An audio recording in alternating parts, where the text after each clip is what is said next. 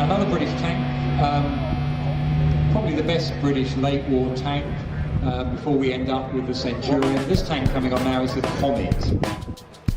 As early as 43 they were trying to find a replacement. They were just starting to do the production of the Central and the Problem, and so they asked the operators to design the new heavy cruiser tank, and they knew they wanted to fit the 17-pound gun.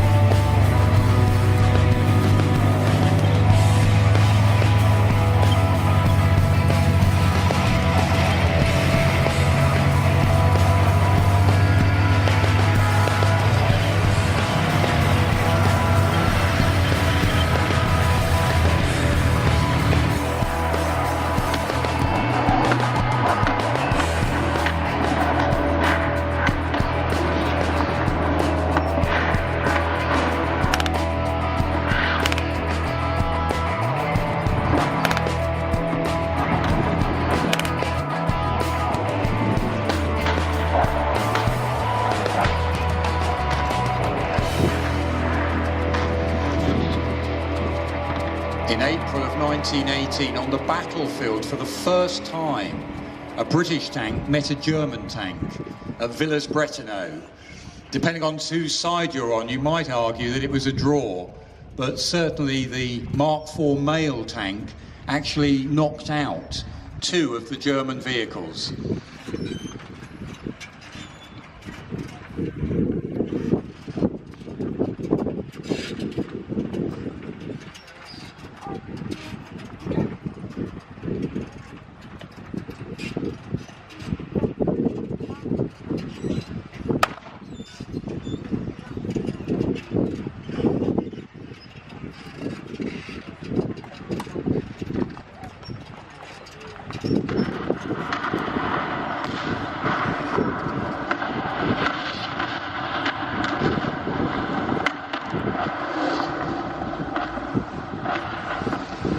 If you look at the Mark IV tank, he's actually putting a shovel out through the roof, and that was a known symbol for the following troops: rally on me.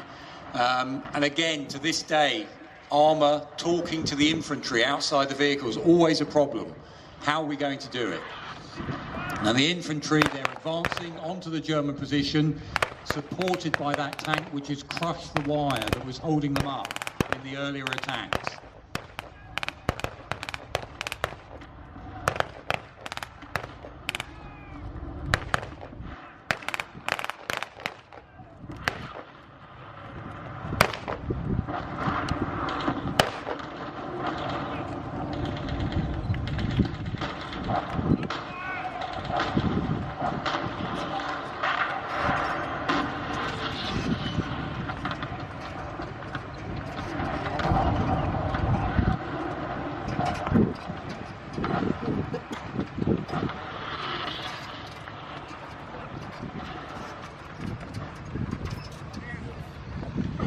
Now, by careful and clever use of armoured vehicles, aeroplanes, artillery, brand new artillery tactics, by 1918 the British Army was defeating the most effective army in the field, the well-trained German Army.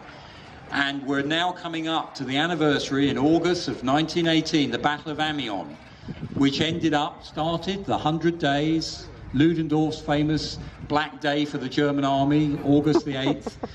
And that victory of the British forces led to the early defeat in November of 1918, the Germans suing for an armistice.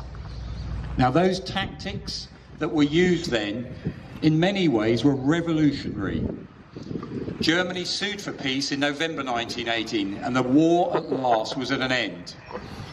The war had seen rapid changes in this new technology and tactics. Now, Dingo has called in artillery fire onto the German positions and called up the armoured forces to make the attack.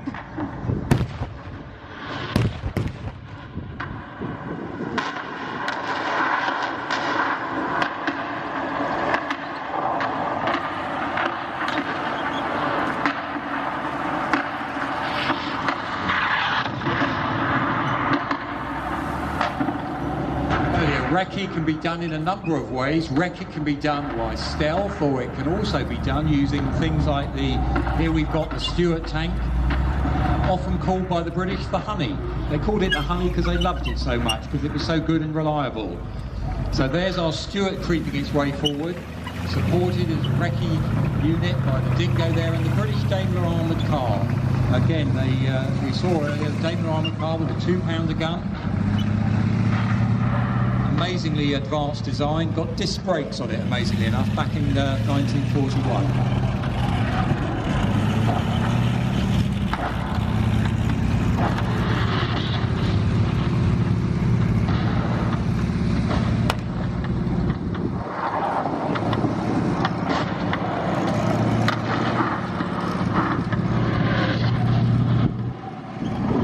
So the vehicles are coming under fire from the Germans' position, so they're revealing where they are, and that leads to the call-up of the heavy armour. Here comes the M4, the Sherman tank, coming on to support the attack now.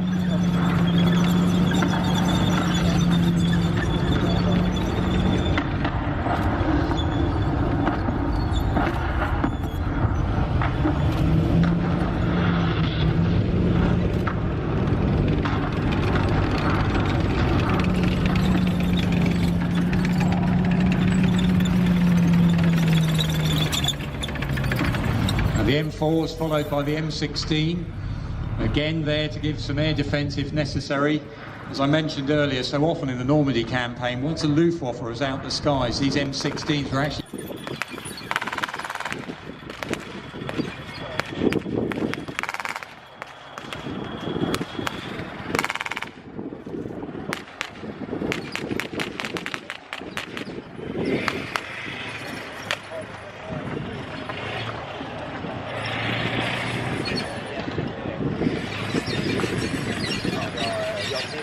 I'd only graduated from Sandhurst in